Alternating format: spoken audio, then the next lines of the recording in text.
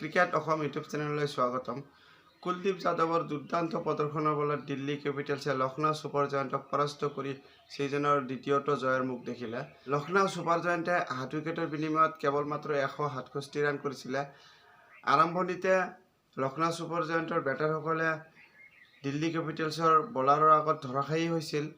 কুলদীপ যাদৱে স্পেলত অহাৰে পৰাই যেন মেচখন দিল্লী কেপিটেলছৰ হাতলৈ আহিছিল আৰু কুলদীপ যাদৱে নিজৰ স্পেলৰ 9টা বলৰ ভিতৰতে 3টাকৈ উইকেট লৈ লক্ষ্ণৌ ছুপাৰ জায়াণ্টক মেচৰ পৰা সম্পূৰ্ণৰূপে ওলাই দিছিল আৰু কুলদীপ যাদৱৰ এই দুৰ্দান্ত প্ৰদৰ্শনৰ বলতেই লক্ষ্ণৌ ছুপাৰ জায়াণ্টে এটা সময়ত 94 ৰানৰ ভিতৰতে 7টাকৈ উইকেট হেৰুৱাই গভীৰ সংকটত পৰিছিল আৰু এটা সময়ত 120 বা 130তে লক্ষ্ণৌ ছুপাৰ জায়াণ্ট থমকি যাব বুলি এনে লাগিছিল। কিন্তু তেনে সময়তে আয়ুষ বদনীয়ে দুৰ্দান্ত প্ৰদৰ্শন কৰিছিলে। আয়ুষ বদনী আৰু আৰশ্বদ খানে দুয়ো মিলি শেষলৈ 73 ৰানৰ যি দুৰ্দান্ত পাৰ্টনাৰশ্বিপ কৰিছিল, ইয়াৰ মূলতেই লক্ষ্ণৌ ছুপাৰ জায়াণ্টে সন্মানগত স্কৰত আহিব পাৰিছে আৰু 94ত 7 উইকেটৰ পৰা দুয়ো মিলি শেষলৈ কোনো উইকেট নেহেৰুৱাকৈ 73 ৰানৰ পাৰ্টনাৰশ্বিপ কৰিছিল আৰু এই পাৰ্টনাৰশ্বিপৰ বলতেই লক্ষ্ণৌ ছুপাৰ জায়াণ্টে সন্মানগত স্কৰলৈ তথা 167 ৰানত আহিব পাৰিছিলে আৰু ইয়াৰ মূলতেই আয়ুষ বদনীয়ে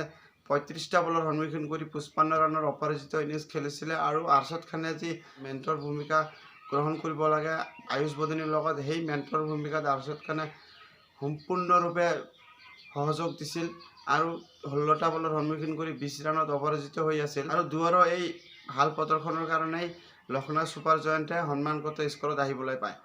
ইয়াৰ পূৰ্বে লক্ষ্ণৌ ছুপাৰ জায়াণ্টৰ প্ৰথম শাৰীৰ বেটাৰসকলে সম্পূৰ্ণৰূপে ব্যৰ্থ আছিলে। অপেনাৰ বেটছমেন কুণ্টেক ডিককে কেৱল মাত্ৰ 19 ৰান কৰিছিলে।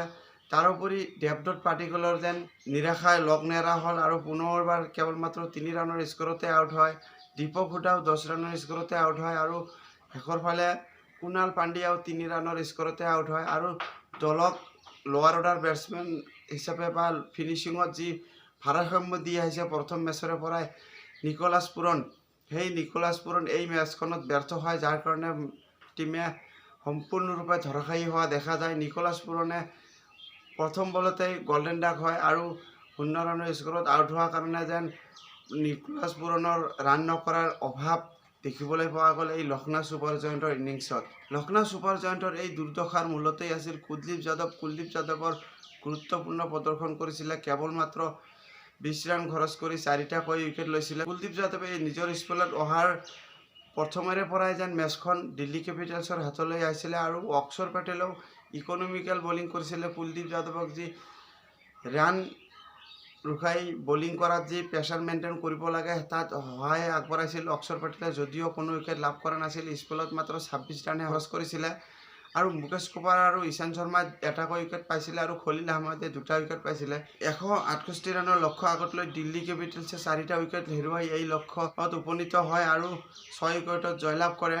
পৃথ্বী শ্বই 22টা বলৰ সন্মুখীন কৰি 32 ৰানৰ বৰঙণি আগবঢ়াইছিল, যাৰ সহায়ত দিল্লী কেপিটেলছে আৰু অধিক জয়ৰ কাষলৈ যাব পাৰিছিল আৰু অধিনায়ক ঋষভ পান্তে 41 ৰানৰ গুৰুত্বপূৰ্ণ ইনিংছ খেলিছিল আৰু দলক যি সহায় কৰিব লাগে জয়ৰ কাৰণে বা জয়ৰ দিশলৈ যোৱাৰ কাৰণে ঋষভ পান্তৰ এই 41 ৰানৰ ইনিংছ গুৰুত্বপূৰ্ণ আছিল আৰু ডেবুটাণ্ট বেটাৰ জেক ক্ৰাছে 55 ৰানৰ যি বৰঙণি আগবঢ়াইছিল তথা অৰ্ধশতকীয় ইনিংছ খেলিছিল আৰু সৰ্বাধিক 55 ৰান কৰিছিল এইখন মেচত জেক ক্ৰাছে নিজৰ ডেবুটাণ্ট মেচতে।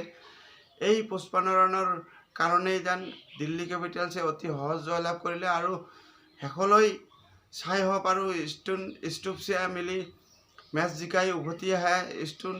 ষ্টুপছে 9 বলৰ সন্মুখীন কৰি 15 ৰান কৰে আৰু চাই হপে 10 বলৰ সন্মুখীন কৰি 11 ৰান কৰি মেচ জিকাই অপৰাজিত হৈ উভতি আহে আৰু দিল্লী কেপিটেলছৰ শেষৰ তথা ফিনিচিং বেটছমেন চাব গ'লে ষ্টুন ষ্টুপছ আৰু চাই হপ দুয়োকে এক ষ্ট্ৰং তথা শক্তিশালী ফিনিচাৰ বেটাৰ হিচাপে দেখা গৈছে আৰু দিল্লী কেপিটেলছৰ প্লেয়াৰসকলৰ এনে সহযোগিতা তথা সকলোৰে কণ্ট্ৰিবিউট যদি মেচৰ ওপৰত ৰাখিব পাৰে তেনেহ'লে নিশ্চয়কৈ আগন্তুক মেচতো দিল্লী কেপিটেলছে পুনৰ জয়লাভ কৰিব পাৰিব আৰু লক্ষ্ণৌ ছুপাৰ জায়াণ্টৰ হৈ কেৱল মাত্ৰ ৰবি বিষ্ণয়ে যি মিডল অৰ্ডাৰত ইকনমিকেল বলিং কৰিব লাগে তথা প্ৰেছাৰ বিৰোধী টিমক দিব লাগে সেই কাম কৰিব পাৰিছিলে। ৰবি বিষ্ণয়ে 25 ৰান খৰচ কৰি 2টা উইকেট লৈছিলে, কিন্তু তাৰ বাহিৰে বাকী বলাৰসকলে ব্যৰ্থ হয় আৰু নবীনুল হক আৰু ইয়েছ ঠাকুৰে এটাকৈ উইকেট লৈছিল যদিও ৰান বহুত খৰচ কৰিছিলে, যাৰ কাৰণে দিল্লী কেপিটেলছে সহজতে জয়লাভ কৰিব পাৰিছিলে। লক্ষ্ণৌ ছুপাৰ জায়াণ্ট আৰু দিল্লী কেপিটেলছৰ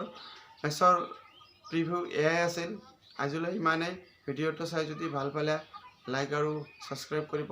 ধন্যবাদ।